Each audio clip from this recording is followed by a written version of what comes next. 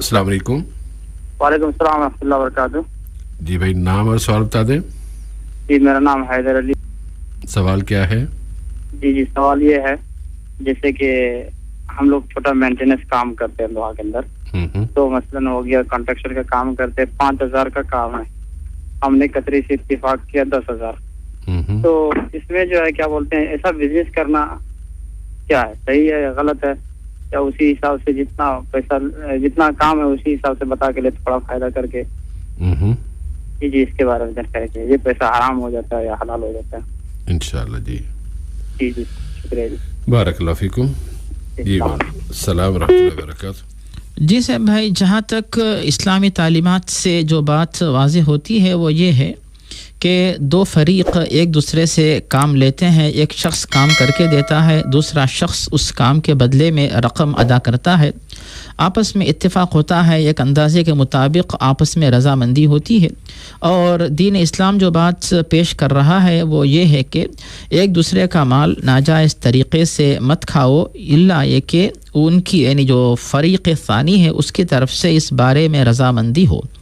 और जब आप सामने वाले के साथ किसी बात के बारे में इत्तिफाक करते हैं या एग्रीमेंट वगैरह करते हैं, इस मौके पर आप झूठी बात न बताएं, जैसे कम कीमत का सामान लाकर ज़्यादा कीमत आप न बताएं, और जो माकूल कीमत होती है वो आप लगाएं, और उसके बाद जो मजदूरी होती है, जो रकम आप उस सिलसिले में लेना चाहते हैं, तो इस तरह लेने में कोई हरज नहीं है। लेकिन हर चीज़ की एक हद होती है, एक होती है हिर्स और तमा, और एक है मनाफ़े मुतबादला कि आप रकम लें और वह शख्स आपसे खिदमत लें, एक दूसरे से खिदमत का तबादला हो रहा है, रकम एक दे रहा है, खिदमत एक दूसरा शख्स पेश कर रहा है, लेकिन इसमें झूठ और धोखा न हो और एतदाल के साथ एक दूसरे को फ़ायदा पहुँचाते हैं, इसमें कोई हरज नहीं है। जज़ाकुमुल्लाहु खैरन। और मौलाना अगर इसमें एक ये नुक्ता भी शामिल कर लें कि हैदर अली भाई, आप जब किसी फ़र्द से कोई एग्रीमेंट कर रहे हैं मेंटेनेंस का, उस पर आपको अंदाज़ा है कि इस पर इतने अखराजात आते हैं और इसमें मेरा फ़ायदा इतना होगा, और जो आपने बताया तकरीबन 5,000 है। अच्छा, अब आप किसी से 10,000 लेंगे ना, तो उस वक्त आपका दिल आपसे क्या कह रहा है, ज़रा उस पर गौर कर लीजिएगा। आपका दिल कहता है कि नहीं, ये मैं इसके साथ ज़्यादती कर रहा हूँ, उसके साथ धोखा कर रहा हूँ, उसको तो पता नहीं है, लेकिन मुझे पता है कि ये काम जो है 5,000 का है और मैं उससे 10,000 ले रहा हूँ, तो ये ज़्यादती होगी। तो आपको फौरी तौर पे उसमें कमी करनी चाहिए ताकि आपका दिल मुतमईन हो। जब आपका दिल मुतमईन होगा ना, फिर अल्लाह ताला के सामने जवाबदेही जब होगी हमारे कि हमने पैसा कहाँ से कमाया और कैसे कहाँ खर्च किया, कैसे कमाया और कैसे खर्च किया, दोनों के हिसाब देना है ना क़यामत के दिन। पहले 4 जो उमूर हैं या 4 काम हैं जो उससे पहले उसका जवाब दिए बगैर किसी एक इंसान के भी वो छुटकारा होगा ही नहीं, तो वहाँ पर फिर आपको आसानी होगी। लेकिन अगर आपने धोखा कर दिया, ये इसको तो पता ही नहीं है, तो चलो ले लो, इसके पास बहुत पैसे हैं, ये फ़लान नेशनैलिटी का है, इसके पास होंगे, तो ऐसे में फिर वहाँ जो आखिरत का हिसाब है ना, ज़रा उसको ज़रूर ध्यान में रखिएगा।